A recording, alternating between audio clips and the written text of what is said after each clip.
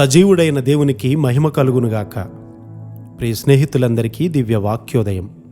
ఈనాటి పాఠ్యభాగము ఎఫెసీ 2:1. మీ అపరాధముల చేతను పాపముల చేతను మీరు చచ్చిన వారై ఉండగా ఆయన మిమ్మును క్రీస్తుతో కూడా బ్రతికించెను. దేవుని వాక్యానికి నీవు చెవియొగ్గిన ఎడల పరిశుద్ధాత్మ దేవుడు నీకు సహాయం చేస్తారు. నీ ఆత్మ జీవించినట్లుగా క్రీస్తువారు చేస్తారు. నీవు జీవించువాడవైతే దేవుని కార్యాలయందు ఆసక్తి కలిగి ఉంటావు. నీవు చురుకుదనము కలిగిన వాడవై దేవుని కొరకు ఏదో ఒకటి చేయాలి అనుకుంటావు. దేవుని రాజ్యాన్ని నీతిని మొదట వెదకుడి, అప్పుడవన్నీ మీకు అనుగ్రహింపబడును.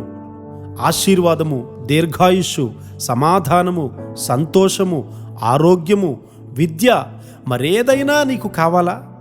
ఇవన్నీ దేవుని ఆశీర్వాదంలోనే ఇమిడి ఉన్నాయి. కానీ నీవు దానిని క్రమాన్ని మార్చి లోకం వెంబడి పరిగెత్తుతూ ఉన్నావు. నీవు మృతి చెందావని నీవు మరిచిపోయావు. నీలో ఎలాంటి జీవము లేదు. క్రీస్తువారు నీలో ప్రవేశించేంత వరకు ఎప్పుడైనా నీవు ప్రార్థించావా? విశ్వాసం అనేది వెతుకుతుంది. విశ్వాసం అనేది పరిగెడుతుంది. విశ్వాసము విజ్ఞప్తి చేస్తుంది. విశ్వాసము ప్రార్థన చేస్తుంది. అంతేకాకుండా వాటి యందు మనము నడుచుకోవాలని దేవుడు ముందుగా సిద్ధపరిచినటువంటి సత్క్రియలు చేయడానికై మనము క్రీస్తు యేసునందు సృష్టింపబడిన వారమై ఆయన చేసిన పని అయి ఉన్నాము అనే విషయాన్ని ఎల్లప్పుడూ మనం గుర్తుపెట్టుకోవాలి. ఎఫెసీ 2:10. శరీరంలో ఉన్న మృతకణాలన్నీ జీవంలోకి వస్తాయి. హృదయం కొట్టుకోవడం ప్రారంభిస్తుంది. రక్తము ప్రవహించడం ప్రారంభిస్తుంది. నీ మృతకణాలన్నీ నూతన జీవం పొందుతాయి. నీ హృదయము చెడు రక్తమును బయటకు పంపేస్తుంది. నీ దేహములోనికి క్రీస్తు రక్తము అనుమతించబడుతుంది. రక్తము ప్రాణము.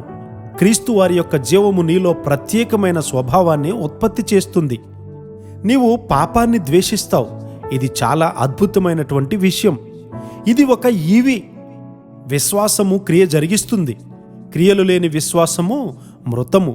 ఇది దయ్యము యొక్క నమ్మిక. యేసు క్రీస్తు వారు నిన్ను పిలుస్తూ ఉన్నారు.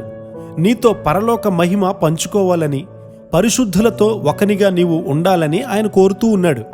నీ స్వీయ స్వభావము చచ్చినట్లుగా నీవు అనుమతించు. నిన్ను నీవే పాతి పెట్టబడడానికి అనుమతించు. నీ భావోద్రేకాలు చచ్చినట్లుగా నీవు అనుమతించు. నూతనమైన ఆశలు, నూతనమైన నిరీక్షణ నీలోకి వస్తుంది. ఇది క్రీస్తు వారి యొక్క నూతన జీవం నుండి నీలోకి వస్తుంది. నీ స్వభావాన్ని ఇది పునర్నిర్మిస్తుంది. క్రీస్తు లేనటువంటి ఓ జ్ఞాని, నిన్ను నీవే బుద్ధిహీనునిగా నిందించుకుంటూ ఉన్నావు. నేనొక బుద్ధిహీనుడనని నేను గుర్తించుకున్నందుకు నేను ఎంతో సంతోషిస్తూ ఉన్నాను. ఈ లోకంలో బుద్ధిమంతుడైన సహాయకుని చేతిలో నా చేతులను పెట్టాను. నీవు అలా చేస్తావా? దేవుడు వచ్చి శిలువ యొద్దకు, తరువాత సమాధి దగ్గరకు తీసుకొని వెళ్ళి సింహాసనం మీద నిన్ను కూర్చోబెడతాడు. ఆయన ప్రక్కనే నీ స్థానం. దేవుడు నిన్ను పిలుస్తూ ఉన్నాడు. ఇది దేవుని యొక్క ప్రేమ పిలుపు. అలాంటి ప్రేమ పిలుపు అందుకొన్న మనము ఆయనతో కూడా మహిమలో ఉందుముగాక. ఆమెన్.